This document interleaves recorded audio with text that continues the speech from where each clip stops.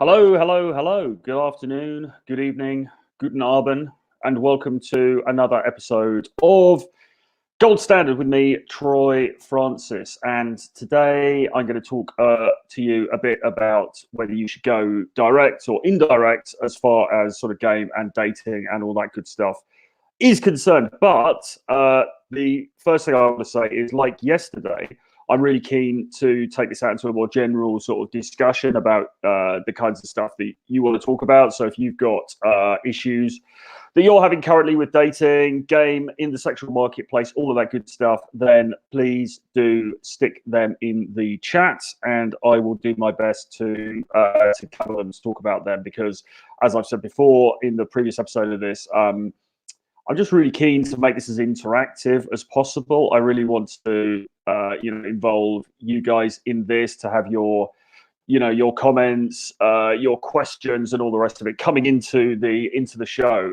So please don't be shy. Please do say hello in the chat, and do drop your questions and things that you want me to cover into the chat, and I will do my damnedest to cover those during this stream. Now, we're going to last for about an hour today, hopefully. And as I say, I'm going to be talking about this theme of direct versus indirect, plus anything else that comes to mind in the interim time. But I hope you're having a good day anyway, a good Thursday. We're getting through this first proper week of 2020, and nearly up to the weekend. So hopefully I can drop in a few little gems of value for you that will, help you in terms of your game at the weekend if you're planning to go out or whatever. So yeah, okay. I'm just going to drink some water. Do drop in any questions if you have any. Don't be shy to let me know the kinds of things that you would like me to discuss, because ultimately the reason that I'm doing these shows is for you, because I want to, I want to give actionable information. Do you know what I mean? Like, it's not about just me sitting here pontificating and talking. It's got to be about me giving you something actionable that you can actually go out and use. And if you're watching this on the replay, then hello. Thank you very much for taking the time out to do that. And what I want to do is create these broadcasts so that they are useful, obviously, for the people who are watching live, but also they can work as standalone videos as well. And it's good practice for me also, because in some exciting news that you might be interested to hear about, I am working on my first digital course, because I have another digital course which is out now. You can actually get it at the moment, called Personal Brand Mastery, which is all about doing what I do, which is to have a personal brand online and to create content and to earn money doing that. So if you're interested in all of that, then if you click the link to my website below, take you to the website, and you'll see a tag at the top saying personal brand or personal brand course, and click into that and you'll get all the details there. So I have created an online course before, but what I'm looking at doing, and I've actually booked in the filming, I'm talking with the camera dude as we speak about getting this arranged. Towards the end of this month, I'm going to be spending a few days recording a seminar, I suppose you call it a master class, really. And it's going to be about charisma and dating. So I've got the working title at the moment of Charisma and Dating Masterclass, which maybe doesn't sound too snappy until you realize that it incorporates the acronym CAD. So I'm going to be doing this CAD course, if you like.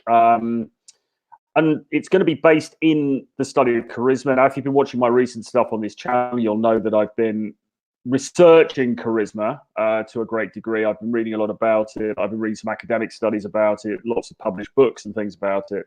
So I really want to bring that into it. But again, I want to make it as actionable as possible. So there's going to be a lot of dating type content in there, because obviously the focus is on dating. So it's all very well to pick up a book like The Charisma Myth by Olivia Caban, which I've read, and is really good, by the way, and say, yeah, okay, like, this charisma stuff is great, but the way that she presents it is obviously in a very sort of normie kind of blue pill way, if you like. So what I want to do is re-examine what we know about charisma through the science, through the research that's been done, and sort of distill it through a red pill lens, if you like, and then communicate that back to you guys. And I think it's going to be really, really helpful. So kick off with charisma stuff. And a lot of charisma actually is about mindset. So it's kind of interesting because I've always been somebody who I talk a lot about inner game as opposed to probably outer game techniques. Although I've covered enough outer game techniques as well in my time, but I certainly do a lot of inner game type stuff. And it's kind of interesting because actually, I'm just going to try and get more comfortable here because I'm trying to lean back a little bit. I'll try and sort of lounge a little bit when I'm doing these things, maybe. Yeah, there we go. Yeah, it's interesting, right? Because what it turns out is that charisma and the ability to be charismatic is really based a lot in mindset. So yes, there are certain outward things that you can talk about, like, you've got to smile when you come in the room, you've got to create good eye contact, you've got to have a firm handshake, blah, blah, blah. But underlying all of that stuff is actually a lot of content about mood management and about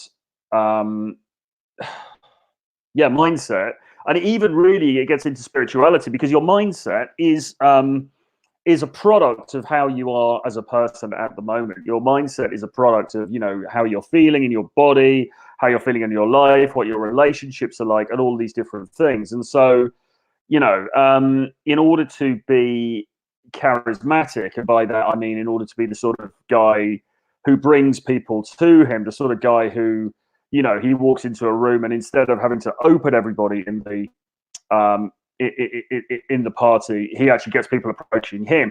To be that sort of guy, you need to get your mindset right. Okay, so people think about what used to be called inner game, and they think it's all woo woo and it's all sort of like it's all kind of bullshit, and it's very fluffy and everything. And yes, that could be the case, but at the same time, if you don't get that stuff handled, then you're not going to have that high level of charisma that you need in order to really win in this space. And yeah, so what I'm planning to do with this masterclass, with this video course, which I'm going to be filming, is to really, really drill down into that stuff and really, really go into it deep. It's going to be a very, very dense course. It's going to be a lot of material in there. It's going to be a lot of hours of material. But it's really going to be a deep dive into all of that stuff and really understanding it, because it's all very well to say you've got to be charismatic. It's all very well to write an article saying, you've got to bring it to the party. You've got to, your presence when you're with her, when you're in front of the girl that you're interested in, it's your presence that's going to win the day for you. And that's all true. But what does that actually, how does that actually break down in reality? What does that really mean? And what I intend to do with this course is to really bring that to life, because when I think about dating, when I think about adventures in the sexual marketplace that I've had in the past, people will say, well, people want to talk about game methods. They want to talk about, well, what opener are you using? What lines are you using? What do you say next? Blah, blah, blah. And yes, all of that stuff is important and it has a place. But in the end, I think the success that I've enjoyed, and the success actually that I've seen other people who are friends of mine enjoy as well, a lot more of it comes down to the personality. A lot more of it comes down to how you project yourself than necessarily what you're saying or the sort of clever techniques that you're using or any of that stuff, really. It's got to be about personality and the way that you portray your personality in a sort of authentic manner. So that's what I'm fascinated with, and that's really what I'm going to be breaking down on the course. Anyway, the reason that I went into all of that is because for me, doing these live streams is really, really good practice, because speaking in front of camera, I mean, basically that course is going to be me speaking in front of the camera for hours and hours and hours on end. And so just practicing doing it for you guys now is a godsend for me, really. It's really valuable. It's really important. So thank you for allowing me to rehearse in real time with you as an audience, but hopefully I'm bringing the value as well, because that's obviously the intention of these shows. I'm still trying to get comfortable. It's just like I'm just in that kind of mood. I went for a run before, and when you're just kind of restless, and I've got some stuff to do later, and I'm kind of like, I'm kind of a bit tensed up. So I'll try to sort of chill. I'll try to sort of get in the moment, because this is what we need to do. This is all part of charisma. This is all part of positive influence. It's about being in the moment. It's about not being sort of affected by things that we know are going to happen or things that have happened in the past. It's about having that zen like sort of calm and just being there in the moment with the person that you want to communicate with, the person that you want to create that bond with, and being able to look them directly in the eye and just have that moment and share that moment between you. And if you can do that, and if you can do that in your dating interactions, then you're going to find that the results you get are going to start to considerably and exponentially increase from where you were before. Okay, so a couple of comments already. So Bruce saying, have a beard enhances charisma. Yeah, just ask George Bruno, very charismatic guy. He's got an amazing beard. Money equals charisma. Well, yes and no. And this is an interesting point, isn't it? Because guys will always say this. There's always this thing of like, yeah, it's all about money. It's all about looks. It's all about status. And yes, of course, those things are attractive. But does money bring charisma? Not really. I mean, like if Warren Buffett was in the club and he wasn't famous for being Warren Buffett and people didn't know, that he was who he was, would he get the honeys wet, as it were, as the kids say today? I suspect not. Now, if they knew that he was as rich as he was, would he get some interest? Well, yeah, probably, because obviously you're always going to get those girls who are gold diggers, those women who are just looking for financial assistance, let's say, and yeah, sure, he's going to get something, but he's not really going to. You get a real player who comes in who's also got some money, and the player is going to win every time because game always trumps. I mean, money, yes, is great. Money is a calling card, and you can certainly get certain types of women with it, but you're not really going to get the kinds that you want. And you're certainly not going to have as much choice unless you've also got a degree of game as well. And game is about learning charisma and being able to, to amplify it in the interactions that you have. All right. So, Will a coldest CC, I think that's right, says, I think indirect doesn't work for certain guys. Indirect can work for the Chads, but the average dudes need direct game. Okay, well, that is an interesting point, and that's a good place for us to start on today's topic, which is this thing about indirect versus direct. Now, this is an age-old topic that has been discussed in the sort of dating game community for as long as I can remember, since I was probably a young boy wearing shorts in the playground. This whole issue has been discussed. Do you go direct or do you go indirect, allowing yourself more time to warm up the girl that you are interested in and to create a good response that way? What is the best thing to do? And I think this commentator has a point in that certain techniques are going to work better for certain people than other techniques, and that is going to be down to your personality. But what he's saying here, I could actually imagine somebody arguing the exact reverse of this, actually, because he's saying that indirect game can work for chat. So if you are a very good-looking guy who's got your shit together, you've got six-pack abs, you're very tall, you're all of those things, you could get away with doing indirect game, but the average guy needs to go direct. Is that true? You could almost see it being the other way around, because surely the chat can just walk up and say, hey, I think you're pretty, let's go to bed, and she's going to be more likely to say yes, whereas the average guy, you might argue, needs more time to build up his value, and so therefore going direct perhaps for the average guy could be a better strategy. I'm just playing devil's advocate. I'm not saying that's what I think. I'm just saying that you could argue this both ways. But let's back up a little bit for a minute and just define our terms here, because what are we talking about with direct and what are we talking about with indirect? So I suspect that a lot of people watching this are going to know what I'm talking about already, but for the uninitiated, let's just get into some definitions. So basically it is as it says on the tin. Obviously, when you want to approach somebody that you never met before in order to initiate a relationship of whatever kind with them, you're going to have to go up and talk to them, or you're going to have to go up and initiate that interaction in some way, whether verbally or non-verbally, but most of the time it's going to be, let's face it, it's going to be verbally. So you're going to have to go up and say something. And depending on what you say, that approach can either be labeled direct or indirect. So if you go up and you go very mode one and you say, hey, I just saw you. I think you are incredibly sexy and I really want to spend the night with you. My name's Troy. How about it? Then that is a direct approach because you've gone up, you've introduced yourself, and you've been very, very direct about what it is that you want to happen. Namely, that you want you and this girl to, get to know one another in a sexual stroke romantic way. So there's no hiding. There's no hiding behind the pretense that you're there for something else. You're kind of like you want to be friends with her. You just want to find out where the bathrooms are. Or there's no sense of that. This is entirely upfront. I like you, and I want to have sex with you, and I want us to engage in a romantic manner. That's what you're saying, and it's very, very clear.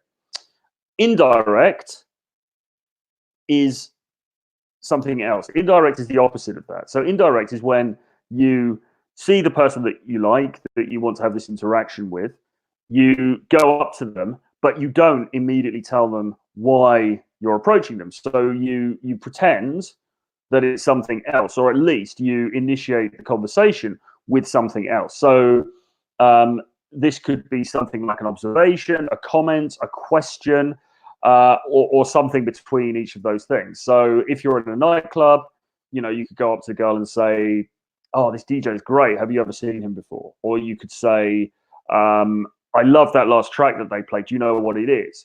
If you're in a clothing store, you could go up to the girl and say, I'm looking for the menswear section. Can you tell me where it is? If you're in the street, you might go up to her and say, I need to find Starbucks because I need to grab a coffee. Can you tell me where the nearest Starbucks is, or the Apple store, or any of these things? You're going up and you are using a pretense in order to start the conversation. You're starting the conversation with something else other than, I saw you and I think you're really hot and I want to do the Humpty dance with you later on tonight, which is actually the truth of the matter. So you're going in with something that conceals your true intention, but we can get on a high horse about the moralistic side of it, but in the end, I mean, you're opening the conversation in a fairly polite way to gauge interest, to allow her time to warm up, hopefully to allow her to increase her attraction to you, etc., etc. So those are the two approaches: direct and indirect. And guys will always ask and want to know which one is better, and guys will usually vacillate between the two before they fall down on one side or the other. Okay, so that is the topic for today, really. An exploration of those two manners of approaching and trying to get to the bottom with your input as well, by the way, in terms of which we think is better. Now, I have a view. I have a default that I tend to go for. Which I talked about yesterday. So if you watched the stream yesterday, then you will know. But I'll go into it in a second. I'll just have a look at some comments here. Wouldn't leaning towards which path you're more natural in give way to coming off more confident? Well, yes, absolutely. I mean, like, ultimately, with all of this stuff, you want to do whatever it is that makes you feel comfortable. So if going indirect really is just you feel absolutely comfortable going indirect and it's worked for you in the past and you've got a good way to work it, then do that by all means, because the most important thing is that you are comfortable. The most important thing is that you're in a good state, because back to what I was saying earlier, in order to be charismatic, it's important that you are in a good space yourself. And so if being indirect, if leaning into conversation a little bit more, if sort of rather than approaching the target head on, if inching up to it by increments makes you feel more comfortable, then by all means do that, because that's going to ensure that you come across better to her. It's going to probably make you look more attractive, and it's going to have a better chance of being successful. However, we have to ask ourselves the question, are you more comfortable with going indirect because you think it's easier, or because you think it's more socially acceptable, or is it because in itself it's the better way for you to proceed? And that's a question that you need to ask yourself. Um, Aqua Lean Spirit 90 says Indirect seems better in UK, where British chicks are a bit weirded out of direct approaches. Yeah. Well, I live in the UK, so I'm qualified to speak to this. But I live in London, and of course, as everybody knows, London is very international. So a lot of the girls who live here, a lot of the girls that you're meeting are not necessarily British. There is a lot of Spanish girls, for example, living here. There are a lot of Brazilian girls. You've got a lot of people from South America living here. You've got a lot of Italians living here. So in that sense, as well as a lot of Eastern Europeans, so Romanians who've got this very sort of quite Mediterranean kind of vibe about them. So in a way, you have to qualify that because I've met like Colombian girls living here. I've met Brazilian girls living here, and obviously they acclimatize themselves to the local culture to some degree, but they also have the way that they normally operate internally programmed into them, and so as a result, you can be a bit more effusive with those kinds of girls, and that's going to work very well for you. But yes, I agree. I mean, generally speaking, British girls are. I don't know if they're weirded out by direct approaches, but it's certainly not. It's certainly not really something that's deeply embedded in our culture. It's an unusual thing to do, and that can be an advantage or a disadvantage depending on how you play it. It can be an advantage because it doesn't happen very often, and so if you do it and you do it in a confident, sort of charismatic manner, then that can play very well for you. On the other hand, it can also look uncalibrated. Even if she quite likes you, she might still choose to knock you back because it's just not within her field of reality. It's just not something that she's used to. So in that sense, yes, you might be right that Indirect could work better for you. At least it gets you a foot in the door. But I think what I'm going to come on to talk about is how different scenarios.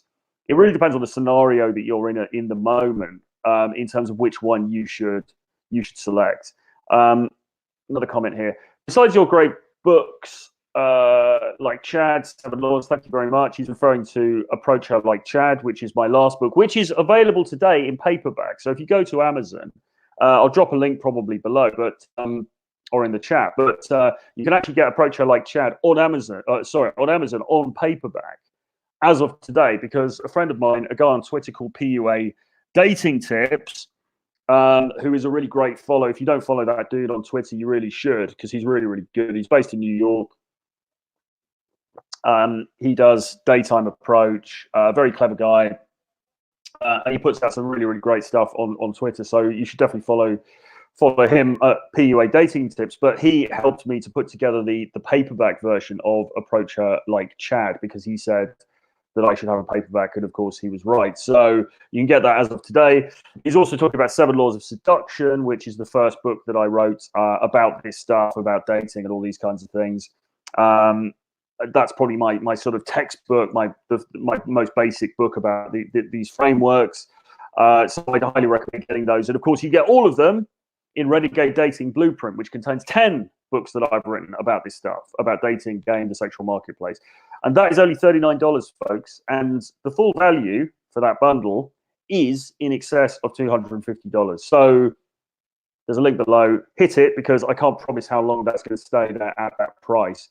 Because new projects are planned for this year, and it may be taken down in its entirety. So do ensure that you get onto that offer as soon as possible. But look, this isn't an infomercial. I want to get back to the topic. So what books would I recommend? Well, of course, if you haven't read The Game by Neil Strauss, you need to read that. I suspect most people in this space have probably read it, because it's obviously very well known. And it is kind of like the cornerstone, really, of books about dating. Although, interestingly, the game in itself is not a book about dating techniques, although it does contain a lot of dating techniques. But the game is actually an account of PUA styles, Neil Strauss's pseudonym, his time with the dating guys in Los Angeles back in the early 2000s. So Mystery, Owen Cook from RSD, Tyler Durden, Jeffrey, I think, is in it. All of those guys And this is an account of the time that Neil Strauss spent with those men. So it's more of a fictionalized, well, not fictionalized. It's sort of literally, it's sort of there's a term for it now. It's like a memoir, basically. It's a description of the story of what happened with those guys. But within it, it does also contain a lot of dating advice. Now, what it comes down to is the mystery method. Either the Boneless says the mystery method is great too. Yes, it is. Now, once you've read the game, or even without reading the game, you can pick up a copy of the mystery method by Mystery, or Eric von Stromheim, as I think his real name is. I think I've got that wrong. But yeah, you need to get the mystery method because within that is the textbook. That breaks down the techniques that Mystery himself devised. And if you've read the game, then you'll be very interested to read more of his stuff, because he really was the godfather. Well, that's not entirely true. There were people before him. There was David D'Angelo. There were other people before him. But Mystery was the guy who sort of, let's say, presaged the new wave of all this conversation around dating and game and everything in the early 2000s. So Eric von Markovich, as Ivor says. So yeah, you need to grab his book, The Mystery Method, because it is very, very good. Or certainly it's a seminal text in this space. Anyway, who else do I recommend? 60 Years of Challenge, I think you should get. If you Google 60 Years of Challenge, look for his stuff online. There's some really, really great stuff in that. Book of Pook, that everyone talks about, is again really, really good. You should definitely try to get hold of a copy of that. That's got some really great stuff in it. If you can look at the Chateau Artiste archives from back in the day, they are stored somewhere online. His site has been taken down, but they are stored somewhere online. When he went all nutty and right-wing political, I didn't like any of that stuff. But his stuff about dating and his stuff about the dating marketplace and dating dynamics is really, really good, and actually really, really helped me with my own journey in this space. So look for that. Who else? Tom Torero, my friend, my confidant and fellow traveler, Tom Torero. His stuff, I'm not sure what's available at the moment, but you should definitely get hold of any of his stuff that you can, because that is, of course, gold. What other books? Well, I'll tell you what I was talking about yesterday, Seduction by Robert Greene, is really, really, really good. And I'm going to be talking a lot more about that this year, because I think it's been slightly referenced in this community, but not really talked about enough. And it's not, let's be clear, I mean, it's not a dating book per se. It's not, buy this book and get your dream girl in 10 days type thing. It's a very cerebral examination of the art of seduction across various historical figures spanning many centuries. So it talks about Ovid, it talks about dangerous liaisons, 18th century France, it talks obviously Casanova. It's one step removed from the front line. It's not a guy saying, right, this is what you do when you go to the club. You open her like this, you say this. But it has got some absolute gold in there, both about female psychology and also about the art of seduction itself. So I highly recommend that you have a look at that. And I'll certainly be sort of incorporating some of that stuff into my content this year, because I just read it. I'm rereading it now, making loads of notes. It's fantastic stuff. There's lots and lots of gold in there. Okay. Yeah, my opinion on the direct or indirect, you choose the style optimized to the player or optimize the player to the style, says Ryan Sullivan. Okay, right, this is interesting. So Alex Schmidt says, oh, by the way, let's just go to Ivor here. Ivor says, The Art of Seduction changed my life. Yes, it is a fantastic book. It really is. And I think, I mean, you hear people banging on the whole time about 48 Laws of Power, and 48 Laws of Power is brilliant. Don't get me wrong. It's an amazing book. But Art of Seduction, I think, is really, really good. Not even just from a dating perspective, but from a more general perspective of the life lessons that it teaches. So, I think it should be discussed more widely in this space, and it will be on this channel this year. So Alex says, I've always found that the majority of successful guys in pickup usually have some kind of direct communication with the girl whether through their words or body language. And yes, I think this is really, I think that's true. And I think it's really, really important because what Tom Torero always used to say, and I would agree with this, is that the question or the answer to the question direct or indirect is actually somewhere in between the two. And you call that direct, indirect, or indirect, direct, maybe. Indirect, direct, which is better? No, I think direct, indirect, direct. So basically, you are being direct, but you're not verbalizing it. Okay, and that's the key thing, gentlemen. That is the thing that's going to set you apart. That is the thing that's going to win the game. When you reach the peak of this stuff, then you are walking up and you are initiating a conversation with her, and you're not necessarily saying, "I think you're gorgeous. I want to sleep with you." You're not making it overtly obvious in that way.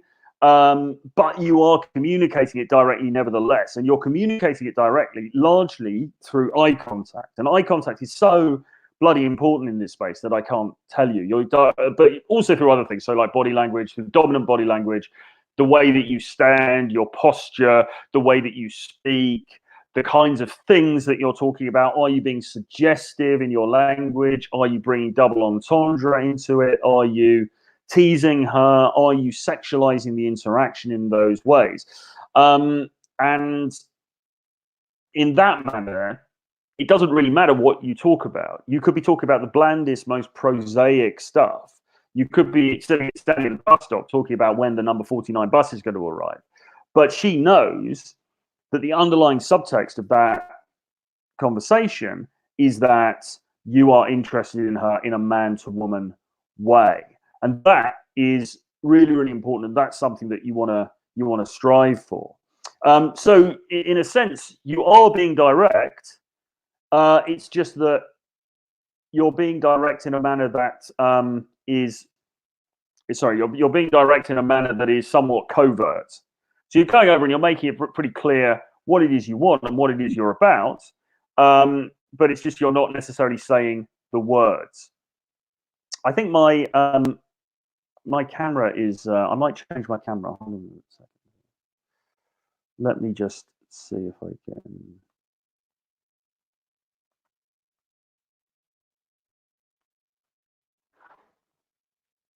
There we go. I'm going to go onto my other camera because I think we're lagging a little bit. So it could just be the connection.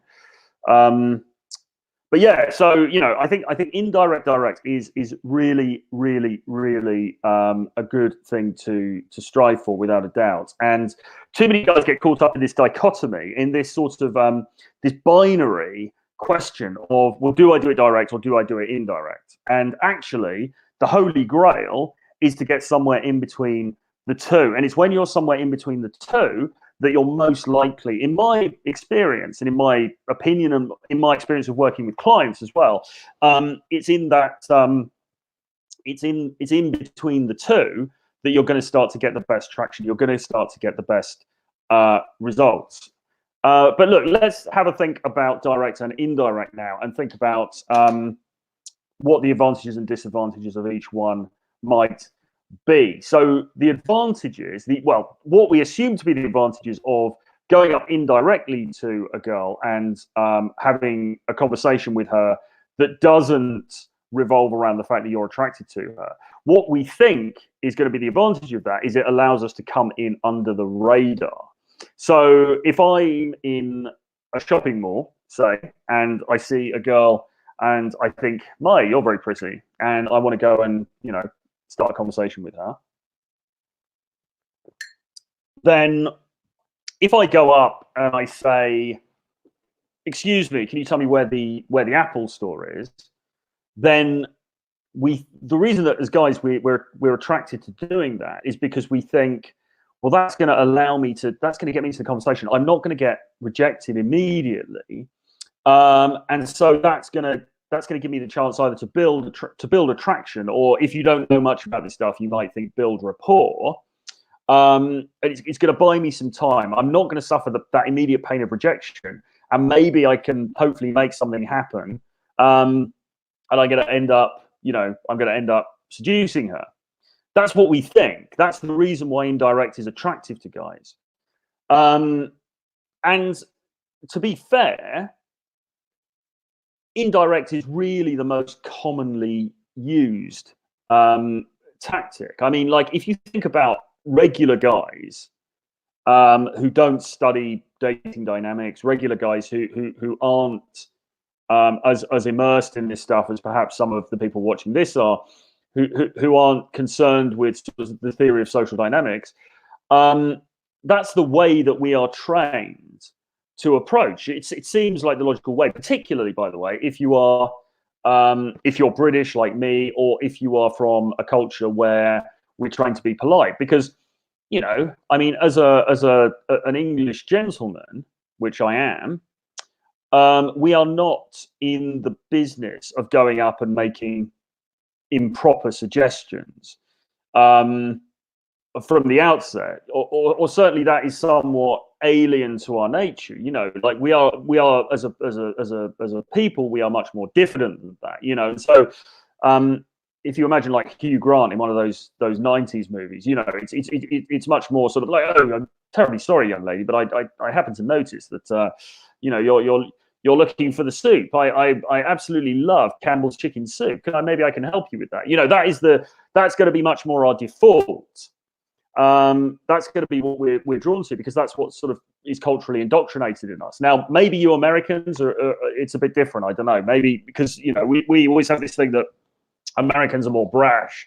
So maybe with you guys, you're a bit more sort of comfortable with like, hey, you're damn cute, honey. I want to take your knickers off, or whatever. Maybe you're more comfortable with that, but I suspect that you're not, because most Americans I know are pretty polite as well. So I just think from a social point of view, we're much more just like programmed to go indirect, and and let's make no bones about it. People got laid before Mystery Method. People had sex before guys started making videos like this about this subject matter. It's not, and so indirect definitely works. However, there are problems with indirect. What do we think the problems with indirect are? Has anyone on the stream had problems with indirect? What do you think is the biggest problem with indirect?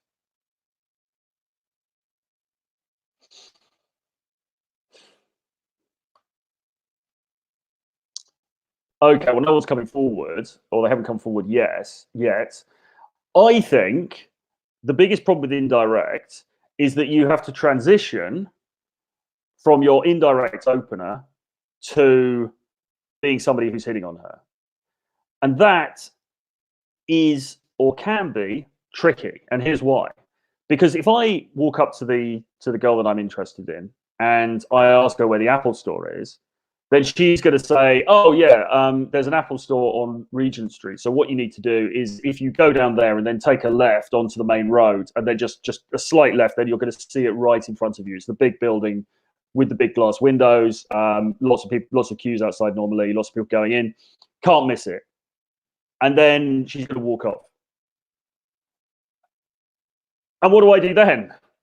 So what you get is you get this awkward sort of transition where guys will say, "Where's the Apple store?" And she'll say, "Well, it's go left, go right, and then it's just over the road, and you can't miss it." And then the guy will go, "By the way, I think you're really pretty," and she'll go, "Okay, yeah, thank you, bye," and then she'll walk off. Okay, and that happens for a couple of reasons. It happens because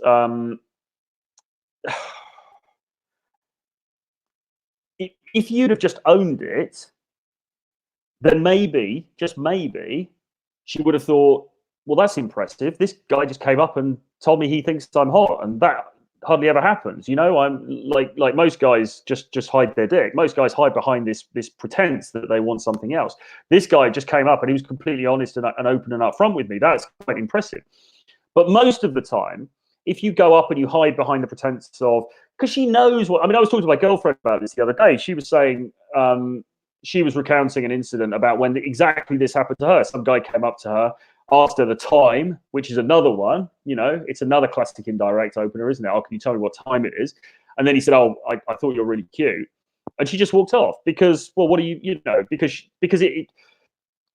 here's the other thing, right? If you do that indirect thing and you do it badly, she's just going to feel like, oh, he was just trying to con me the whole time. And nobody likes to feel like a mark, you know. Nobody likes to feel like somebody's got one over them. And it's girls, it's the same, you know. And if you go up to her and you ask her for something and she stops and she gives that to you in good faith, and then it turns out that actually, obviously, you were just trying to chat her up, then she's going to think, oh, what a schmuck. She's going to think, why did I fall for it again? Why do I always fall for these guys who do this stupid thing? And she's going to walk off almost out of spite, you know, because it's like, oh, fuck off, you know. Go and bother somebody else, you know. It's kind of annoying. She's going to feel like you've had one over her. She's going to feel like you're a card sharp who's trying to sort of, you know, a street hustler who's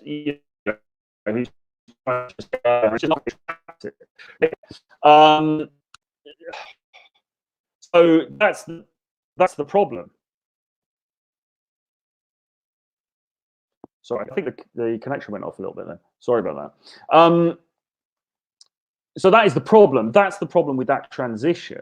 Unless you can do it smoothly, and it is possible to do it smoothly, but it takes practice and it takes a lot of work. And so the guy who's most likely to do indirect is going to be the sort of the new guy who isn't very good with these social dynamics anyway. And then he's more likely to mess up the transition because the degree of social acumen that it requires to make the transition good is going to be beyond his level of ability. So that's something that you really, really need to watch out for. Now, somebody says here, Ryan says here, Roosh has a solution. Day game, he used what was called the old man ramble. Okay, right. So he does. So Roosh, in his book Day Bang, which I think has now been removed because he's removed all of his old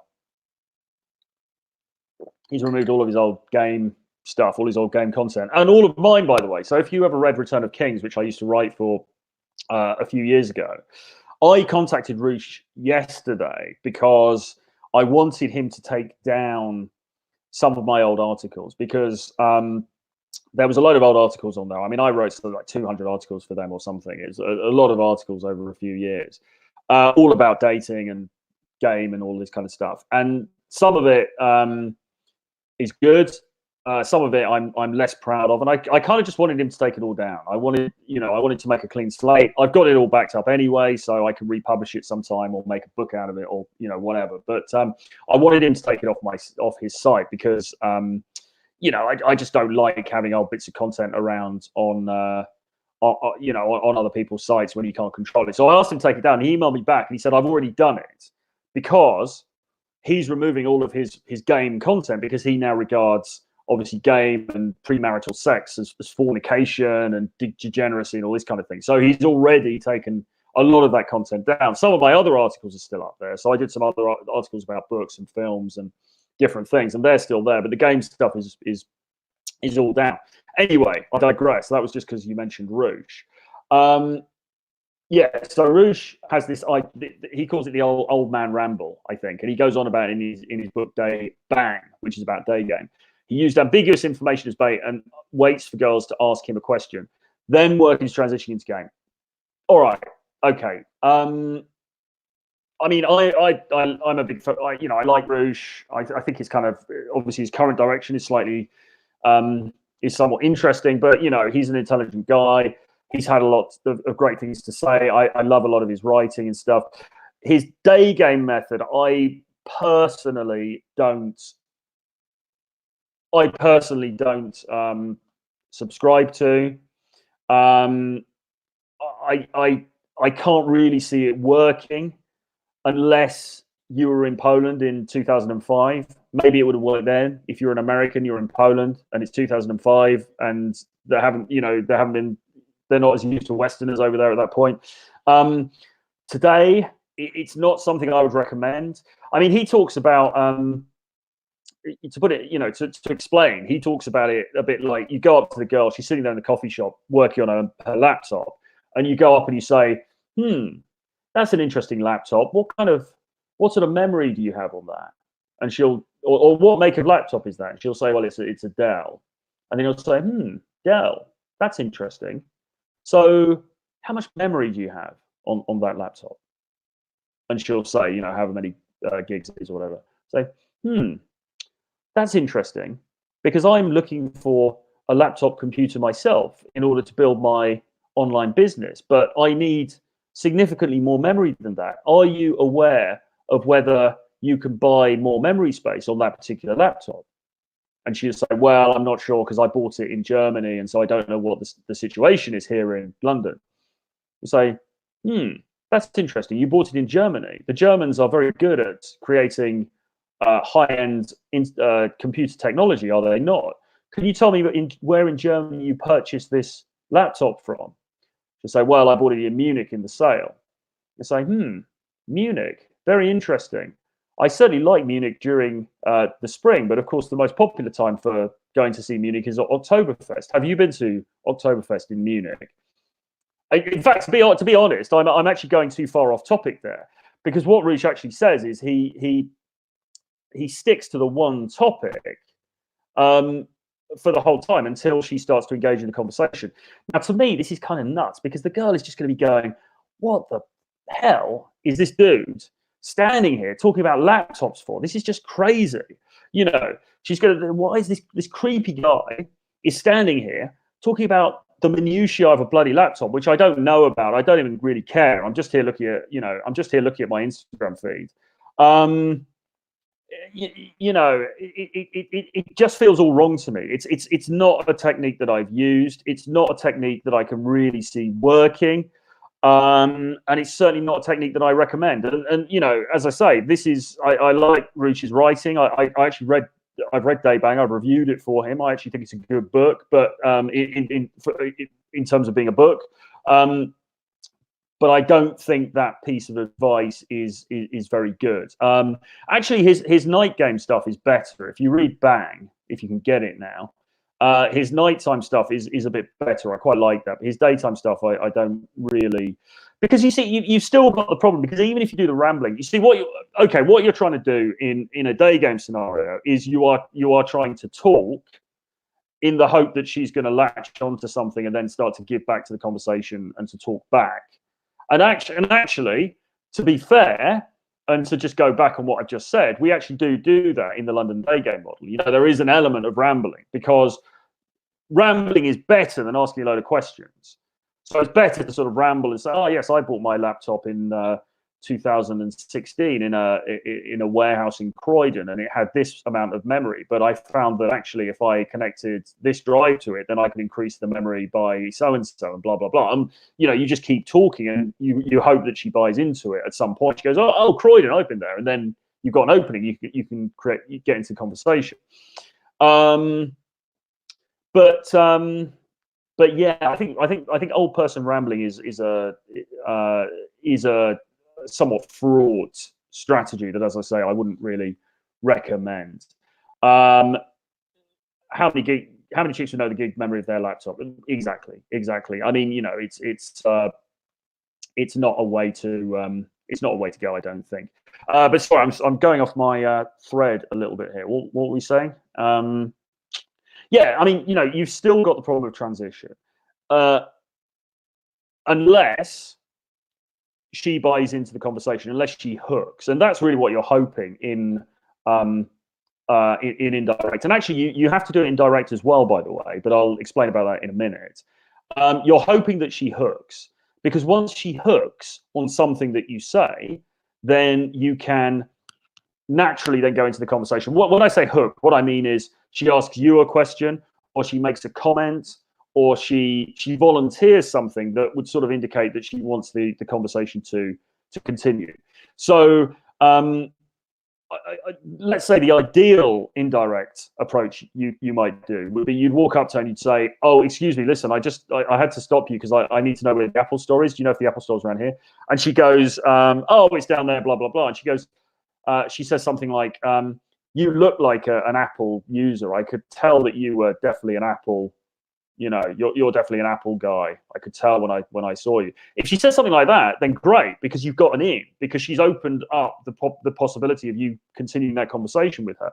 But most times that's not going to happen unless she's really, really attracted to you anyway. So, and this goes back to what we were saying earlier about the Chad versus the normal guy. If you are the Chad, and you open Indirect, I suppose this is what that guy meant when he made the comment. If you are the Chad and you open Indirect, then she's more likely to try to maintain that conversation with you and give you an in. If you are the regular guy and you open with that, that indirect opener, then she's not gonna. She might give you the information that you've asked for, but she's not going to want to continue the conversation. So then you're going to get blown out, and then trying to transition can be very awkward. Now, there is a way to do it, and it's this. You go up to her and you say, can you tell me how, you go up to her and you say, can you tell me how sorry, I'm reading some comments there. You go up to her and you say, can you tell me where the Apple Store is? And she goes, yes, it's down there. It's on the left, blah, blah, blah, blah. And then you say, thank you very much. But listen, actually, I don't care where the Apple Store is. I don't even like Apple. I just walked up to you because you are the prettiest girl that I've seen all day. And I had to talk to you because I knew that if I didn't, I would regret it for the rest of my life on this planet. Or something like that. And so what you're doing is you're basically tearing down the pretense that this was ever an indirect thing. This ever had anything to do with the Apple Store. And you're just getting real with her, and you're saying, and so you're snatching the indirectness back, and you're making it direct. And when you do that, because you've been honest with her, that can work sometimes. Because you might go, oh, okay, well, that's ballsy of you. It's good of you to, most guys come up and they ask for directions, and then, they're a bit sleazy about it and they don't admit what they're doing. But you've just been all out about it and just told me, so I can respect that. And she might respond to that.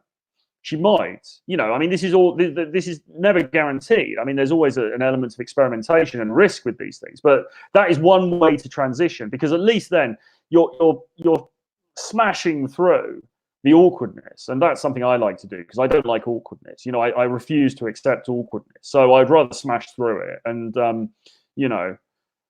rather than this, I think you're really nice. I'd be like, look, fuck that. I don't care where the Apple Store is. I don't even use Apple. It's rubbish. I just want to get to know you, and I had to find an excuse to come and talk to you, and that's the one that I came up with. So, but you look kind of weird. Tell me about yourself, or whatever. So that's all of that. That's all of the indirect stuff.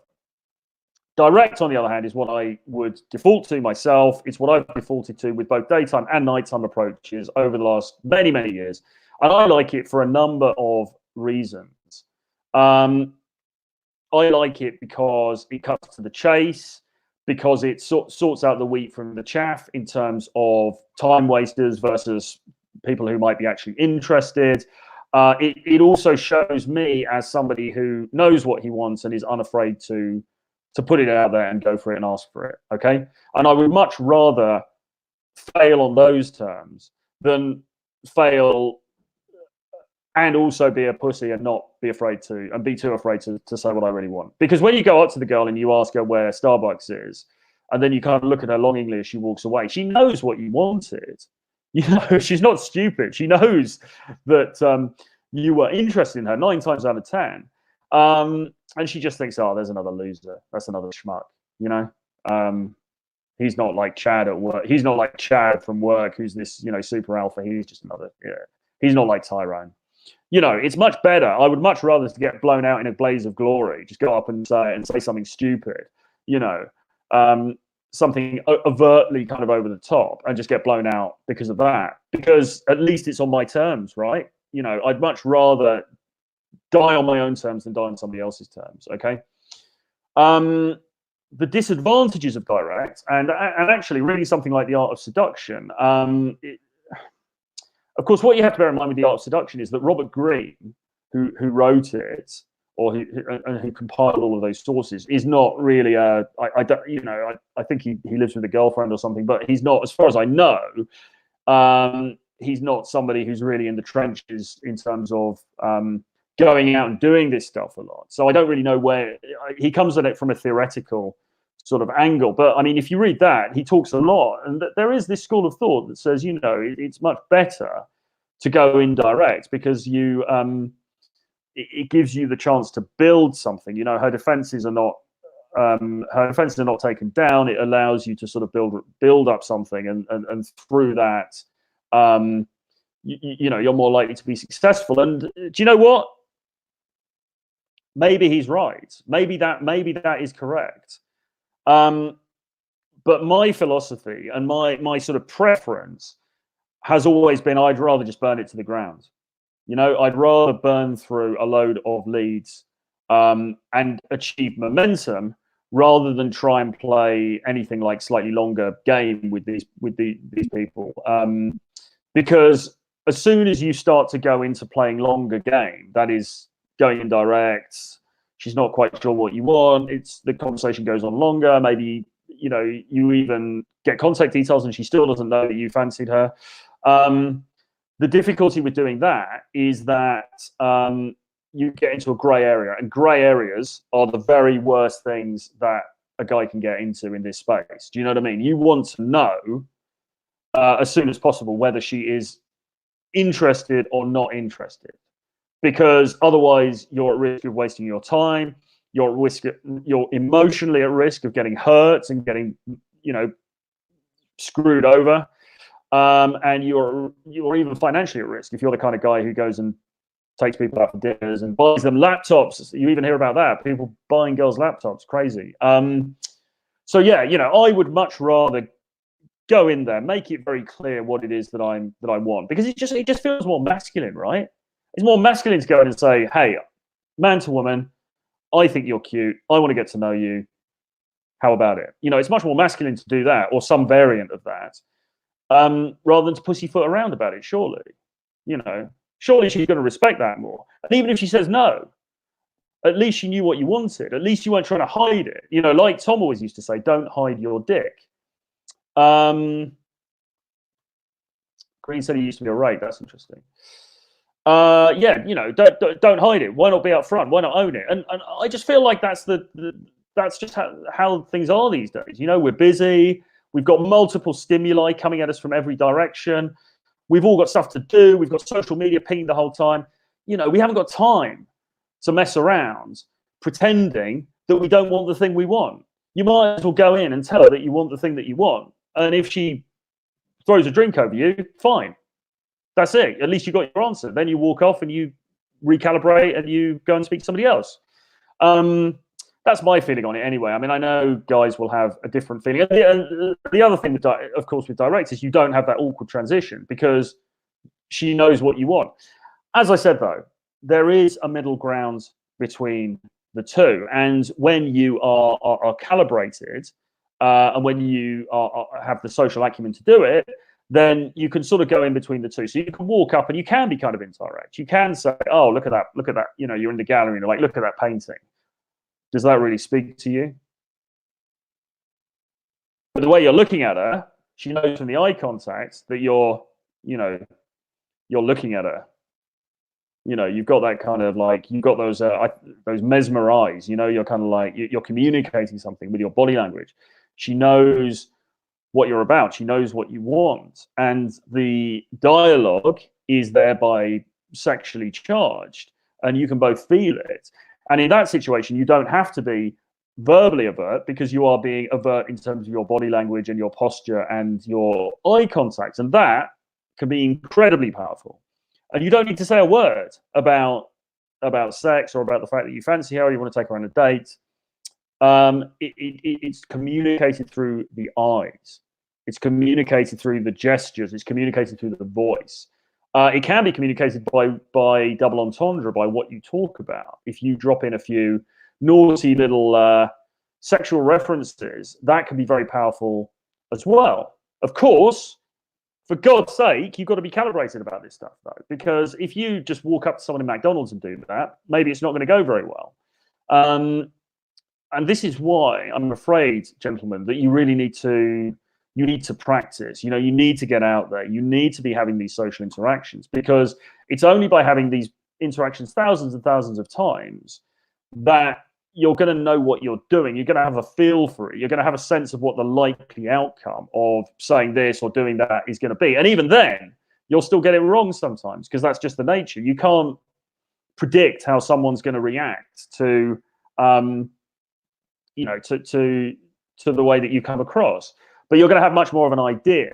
You're going to be much more solid on it. And that's where you want to get to. So practice makes perfect, repetition, getting yourself out there, talking to loads of people, talking to loads of girls, making lots of mistakes, and trying both, or trying all three. You know, you want to try some indirect.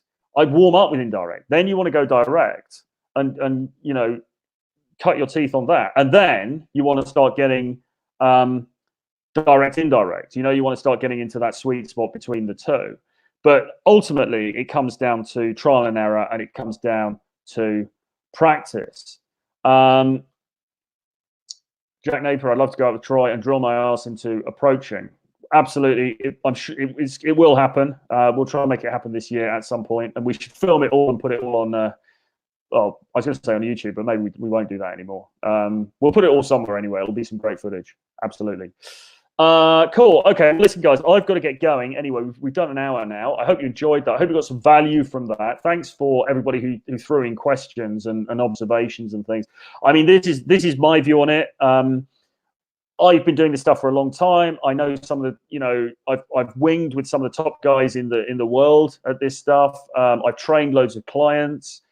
I've been in thousands and thousands of these scenarios myself, so I do know what I'm talking about. But of course, at the end of the day, it's only my view, and I have a very specific sort of personality. For you, it might be different. So have a think about these things and just trial and error. Trial and error. Go out and test it. That's the thing, right? You know, it's all very well to say, I think indirect's going to work better. We'll go out and try it 10 times. Then go out and try direct 10 times. Compare the results. See what happens. See what happens in real time. It's what happens in the real world is very different to what you imagine is going to happen in your mind. So you need to be getting real world feedback on this stuff in order to succeed. Anyway, I have to go now. Do remember to grab Renegade Dating Blueprint, which is my collection of 10 books about dating, game, and the sexual marketplace for just $39. Link below. What else? Yeah, sign up for my daily email. Email's going out Monday to Friday. Free article from me to your inbox. Again, the link is below. Subscribe to this YouTube channel. Give me a like, subscribe, and hit notifications so you're kept up to date with all my latest videos and streams like this one. I've updated my website as well. I'm really proud of the website at the moment. It's called realtroyfrancis.com. If you go there, I've taken down a lot of posts because they were a bit old and you know, and everything, but I'm going to be updating that regularly now with new content. There's an article from last week up there about the global sexual marketplace. Have a look at that. I mean, that's my written stuff, which I really want to pick up, because at heart, guys, I am a writer, not a YouTuber. So that's certainly going to be a focus this year, and I really love the look of the site now. I've stripped it back. It's very minimalist. Yeah, I'm feeling it. I'm definitely feeling it. Anyway, this has been Gold Standard. This has been Troy Francis. Live the life you want, not the life you think you should. And I will say goodbye for now.